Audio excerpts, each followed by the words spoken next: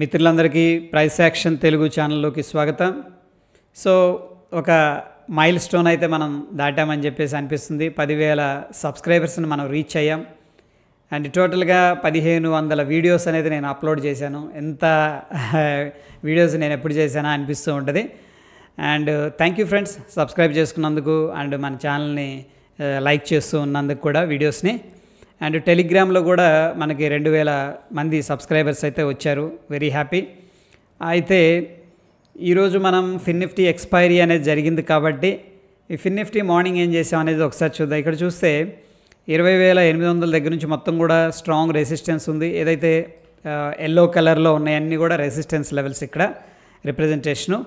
So దాని తర్వాత ఈరోజు ఏమైందంటే 20,600 దగ్గర రెసిస్టెన్స్ అనేది ఉందన్నమాట. అంటే మనం చెప్పుకున్న చార్ట్లో చూస్తే 20,800 రెసిస్టెన్స్ అనుకున్నాం కదా, నిన్న మార్క్ చేసుకున్నాం. అది కాస్త ఏమైందంటే కొద్దిగా డౌన్ సైడ్కి షిఫ్ట్ అయింది.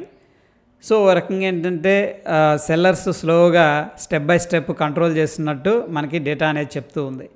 అయితే ఎల్లుండి మనకి బ్యాంక్ నిఫ్టీ ఎక్స్పైరీ ఉంది. I think monthly expiry. So కొద్దిగా వోల్టైల్గా ఉండే అవకాశం ఉంది. అండ్ నిఫ్టీ కూడా లెవెల్స్ అనేది ఒకసారి చూద్దాం.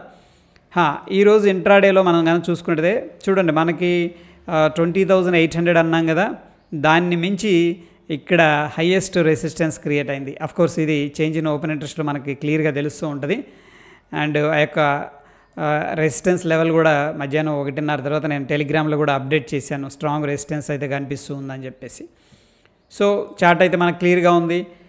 ఇంట్రెస్టింగ్ పాయింట్ ఏంటంటే ఫ్రెండ్స్, మనకి ఇక్కడ లాస్ట్ 3-4 డేస్ నుంచి, అంటే ఈ రోజుతో కలుపుకొని 4 రోజులు ఇండెసిషన్లో ఉంది మార్కెట్. సో ప్రాబ్లీ ఒక బాక్స్ అంటే ఒక రేంజ్లో కన్సోలిడేషన్ స్ట్రాంగ్గా జరుగుతూ ఉంది. ఇదర్ సైడ్ ఏంటంటే మార్కెట్ బ్లాస్ట్ అవ్వచ్చు, అప్ సైడ్ కానీ డౌన్ సైడ్ కావచ్చు, డౌన్ సైడ్ కానీ. సో ఒకవేళ డౌన్ సైడ్ అనేది మార్కెట్ రావడం జరిగితే ఇంపార్టెంట్ సపోర్ట్ వచ్చేసరికి 19,876 కనిపిస్తూ ఉంది. సో ప్రాబ్లీ ఏంటంటే మనకి 20,800 స్ట్రాంగ్ రెసిస్టెన్స్ అని చెప్పేసి చెప్పుకోవచ్చు ప్రస్తుతం ఉన్న ఇన్ఫర్మేషన్ ప్రకారం. రైట్, ఒకసారి నిఫ్టీ అనేది చెక్ చేద్దాం. నిఫ్టీ ఏ విధంగా ఉందని చెప్పేసి. Nifty very interesting. And Fin Nifty ఈరోజు నెగిటివ్లో ఉంది. అండ్ మిగతావి కొంచెం గ్రీన్లోనే కనిపించినాయి. ముఖ్యంగా నిఫ్టీ చూడండి, మళ్ళీ బుల్లిష్ ఎంగల్ఫింగ్ ఫార్మేషన్ అయితే జరిగింది. అండ్ మనం చూస్తే 22,300, 21,900 లెవెల్స్ అనేది మార్క్ చేసుకున్నాం. ఈరోజు ఏ విధంగా బిల్డప్ అయింది అనేది ఒకసారి చూద్దాం. సో మంత్లీ ఎక్స్పైరీ 29th ఫిబ్రవరి. బ్యాంక్ నిఫ్టీ ఉంది, నిఫ్టీ ఉంది. ప్రస్తుతం మనకి 22,000 దగ్గర స్ట్రాంగ్ సపోర్ట్ అయితే కనిపిస్తుంది. అండ్ అదేవిధంగా మనం చూసినట్టయితే ఈ యొక్క 22,300 దగ్గర స్ట్రాంగ్ రెసిస్టెన్స్ అయితే కనిపిస్తూ ఉంది. 22,300 రెసిస్టెన్స్ ఉంది. అండ్ 22,000 దగ్గర మనకి కొంచెం షిఫ్ట్ అయింది ఫ్రెండ్స్. చూడండి, ఇంతకుముందు 21,900 దగ్గర ఉంది ఇక్కడ, కానీ దాన్ని మించి పెద్ద టవర్ రావడం అనేది జరిగింది. సో కొద్దిగా సపోర్ట్ అనేది షిఫ్ట్ అయింది, అప్ సైడ్ అనిపిస్తుంది. సో అందుకని మనం ఏం చేయొచ్చు అంటే 22,000 అనేది మార్క్ చేసుకోవచ్చు. బట్ అగైన్ మనం ఈ పాయింట్ దగ్గర అబ్జర్వ్ చేస్తే ఇది బుల్లిష్ ఎంగల్ఫింగ్ క్యాండిల్. ప్రీవియస్గానేమో మనకి బెరిష్ ఎంగల్ఫింగ్ క్యాండిల్ ఫార్మేషన్ జరిగింది. అయితే ఈ లో అనేది బ్రేక్ చేసింది, కానీ 22,000 లెవెల్ అనేది క్లోజింగ్ ఇవ్వలేదు ఇక్కడ. అంటే బయర్స్ అనేవాళ్ళు స్టిల్ స్ట్రాంగ్గా ఉన్నారని చెప్పేసి చెప్పుకోవచ్చు. అదేవిధంగా మనకి ఇక్కడ హైన్ అయితే బ్రేక్ చేసింది, కానీ మళ్ళీ ఈ క్యాండిల్ ఏంటంటే లోపలికి వచ్చి క్లోజ్ అయిందనమాట. సో మనం క్లియర్గా ఒక జిగ్జాక్ మూమెంట్లో ఉన్నట్టు తెలుస్తుంది. ఇది వచ్చేసరికి కంప్లీట్గా బుల్లిష్ ఎంగల్ఫింగ్ క్యాండిల్. సో చూద్దాం ఏ విధంగా ఉందని చెప్పేసి. నిఫ్టీ 50లో డేటా అనేది మనం కనుక చెక్ చేసుకున్నట్టయితే సో ప్రస్తుతానికి కొంచెం బ్యాలెన్స్డ్గా అనిపిస్తుంది. అంటే కంప్లీట్గా బేరిష్ సెంటిమెంట్ ఏం కనిపించట్లేదు. అఫ్కోర్స్ ఓవరాల్గా బిగ్గర్ పిక్చర్లో కాల్స్ ఎక్కువగా ఉన్నప్పుడు కూడా 22,000 స్ట్రాంగ్ సపోర్ట్ అయితే క్రియేట్ అయింది. అండ్ 22,300 అయితే కొద్దిగా రెసిస్టెన్స్ కనిపిస్తుంది. కొంచెం బ్యాలెన్స్డ్గా అనిపిస్తుంది చార్ట్ చూడగానే. సో చూద్దాం. అండ్ ప్రస్తుతానికైతే మనం వాచ్ చేయాల్సిన లెవెల్స్ 22,300, ఎల్లుండి రెసిస్టెన్స్, లేదా 22,500 కూడా మనం కన్సిడర్ చేసుకోవచ్చు. ఒకవేళ మనం బిగ్గర్ పిక్చర్లో వెళ్ళాలి అంటే కూడా 22,500 తీసుకోవచ్చు. ప్రస్తుతం 22,000 లేదా 21,900 ఈ రేంజ్లో మనం సపోర్ట్ రెసిస్టెన్స్ అనేది తీసుకోవచ్చు అనమాట. ఒకసారి బ్యాంక్ నిఫ్టీ అనేది చూద్దాం. బ్యాంక్ నిఫ్టీలో లెవెల్స్ ఎలా ఉన్నాయని చెప్పేసి. దీంట్లో మనం అనుకున్నాం ఈ యొక్క లెవెల్ మనకి ఇమీడియట్ సపోర్ట్ లాగా ఉండొచ్చు అనుకున్నాం.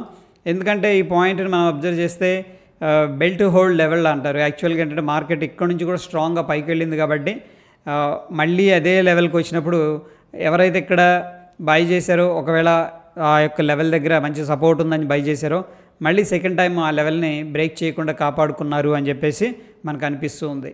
సో ఓపెన్ ఇంట్రెస్ట్ అనేది ఏ విధంగా బిల్డప్ అయింది అనేది ఒకసారి చూద్దాం.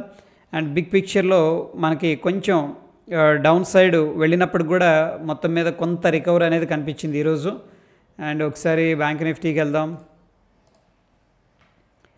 29th అయితే 47,000 అనేది స్ట్రాంగ్ రెసిస్టెన్స్ కనిపిస్తుంది ప్రస్తుతానికి. ఓకే, సేమ్ లెవెల్ ఏదైతే ఉందో అదే హోల్డ్ చేస్తున్నారు. కొద్దిగా ఇక్కడ సపోర్ట్ అయితే మిస్ అవుతుంది. 46,500 కాలు పుట్టు రెండు కూడా సెల్ చేస్తున్నారు అనమాట.